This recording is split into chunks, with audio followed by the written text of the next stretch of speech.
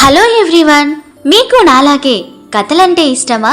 మీ సొంత కథలతో పాటు మీ స్వరాన్ని కూడా యూట్యూబ్కి అందించాలి అనుకుంటున్నారా? మరైతే ఆలస్యం చేయకుండా 9573456006కి SMS చేయండి. అలా మీ స్వరంతో పాటు మీ కథల్ని కూడా మన సాహిత్యం ఛానల్లో ఎప్పుడైనా వినొచ్చు, చూడొచ్చు. మీ ఫ్రెండ్స్కి కూడా షేర్ చేసుకోవచ్చు. ఆలస్యం చేయకుండా ప్లీజ్ సబ్స్క్రైబ్ చేసుకొని సపోర్ట్ చేయండి. మన సాహిత్యం ఛానల్లో ఈరోజు మనం చెప్పుకోబోతున్న కథ ఆధ్యాత్మిక బీజాలు. కథ రాసిన వారు ఆర్సి కృష్ణస్వామిరాజు, చదువుతున్నవారు బివి సుకన్య. ఓ రాజుకు ఒక ఆధ్యాత్మిక గురువు తారసపడ్డాడు.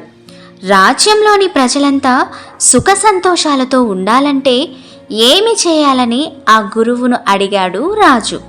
ప్రతి గ్రామంలోనూ సత్సంగం జరుపుకోవడానికి, ఆధ్యాత్మిక విషయాలు చర్చించుకోవడానికి తగిన భవన సముదాయాలు కట్టించమన్నాడు గురువు.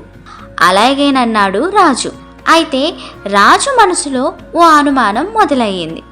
నిజంగా అలాంటి ఏర్పాట్లు చేస్తే ప్రజల్లో నైతికత, భక్తిభావం నెలకొని ప్రజలు సుఖ సంతోషాలతో ఉంటారా అని.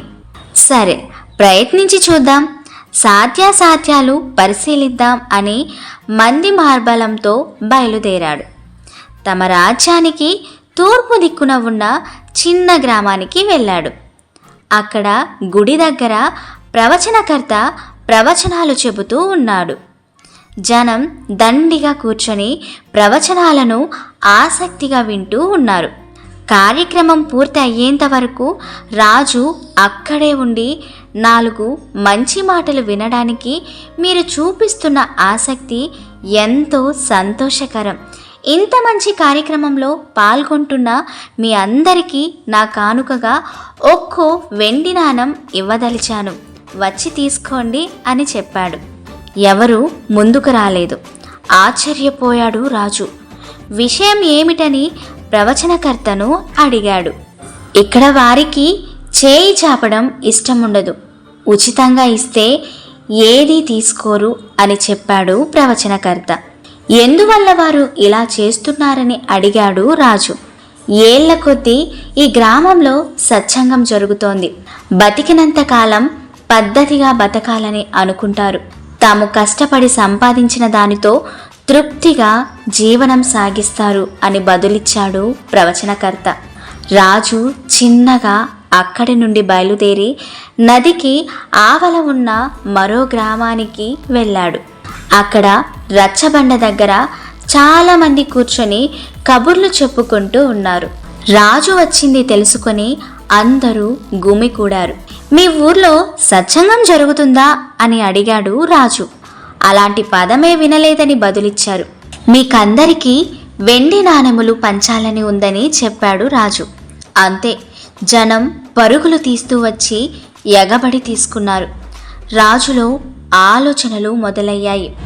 మొదటి గ్రామంలో ఇచ్చేవాడున్నా తీసుకోలేదు వారు. ఆధ్యాత్మిక బోధనల వల్ల గ్రామస్తులు ఉన్నదానితో తృప్తిగా ఉన్నారు. వారి మనసుల్లో ఆధ్యాత్మిక బీజాలు నాటబడ్డాయి.